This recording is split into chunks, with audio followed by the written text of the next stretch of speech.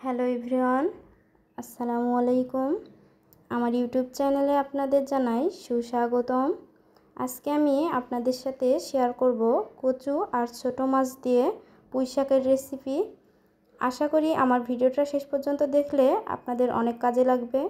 তো ভিডিওটা শুরু করছি, ভিডিওটা স্কিপ না করে শেষ পর্যন্ত দেখতে থাকুন। দিয়ে দেব পরিমাণ মতো তেল। আমি এখানে সয়াবিন তেল ইউজ করেছি। দিয়ে দিলাম বড় সাইজের 3-4টা পেঁয়াজ কুচি। পেঁয়াজটা আমি লাল লাল করে ভেজে নেব।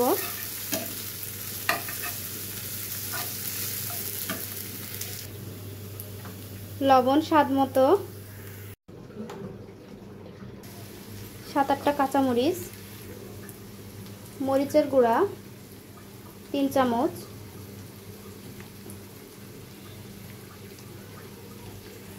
হলুদের গুঁড়া 1/2 চামচ, আদা বাটা রসুন বাটা 1 চামচ। অল্প একটু পানি দিয়ে মশলাটা আমি ভালো করে নাড়ব।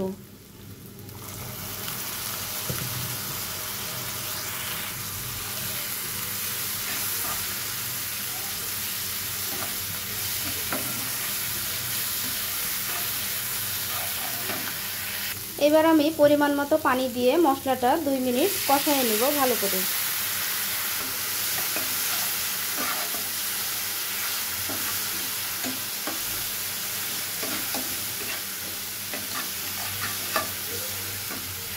মশলাটা কষানো হয়ে গেছে, এখন আমি কেটে রাখা পুঁই শাকের ডাঁটাটা দিয়ে দেব।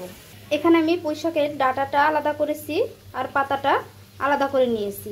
তো আমি এখন পুঁই শাকের ডাঁটাটা দিয়ে দেব।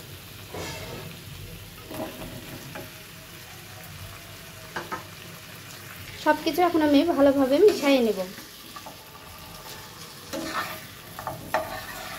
সব মশলা মিশানো হয়ে গেলে আমি 5 মিনিট ডাঁটাটা সিদ্ধ করে নেব।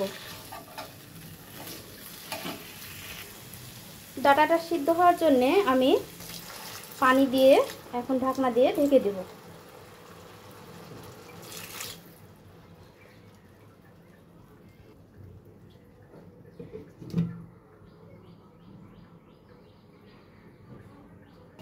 এরই মাঝে আমি রান্নাটা ঢাকনা তুলে একটু নাড়াচাড়া করে দেব।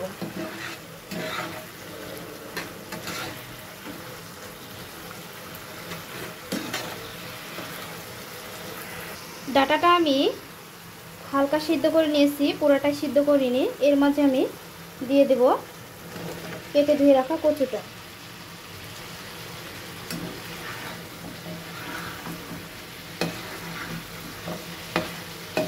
কষাতে কষাতে ডাঁটাটা কচুটা খুব ভালোভাবে সিদ্ধ হয়ে যাবে।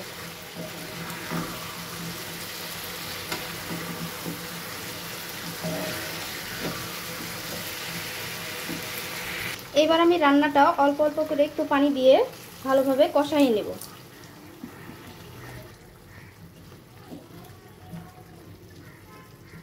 এবার আমি ঢাকনা দিয়ে ঢেকে দেব। আমি ঢাকনাটা তুলে দেখব সবকিছু কেমন সিদ্ধ হয়েছে। আর একটু সিদ্ধ হবে কচুগুলো। তো এবার আমি রান্নাটা শেষ করে দেওয়ার জন্য পরিমাণ মতো পানিটা অ্যাড করে দিয়ে রান্নাটা ঢাকনা দিয়ে ঢেকে দেব।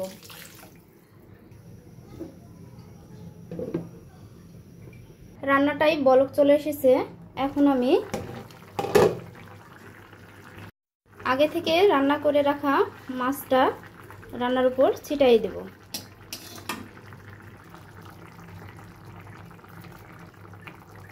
সবশেষে আমি কেটে রাখা পুঁই শাকের পাতাটা দিয়ে দেব।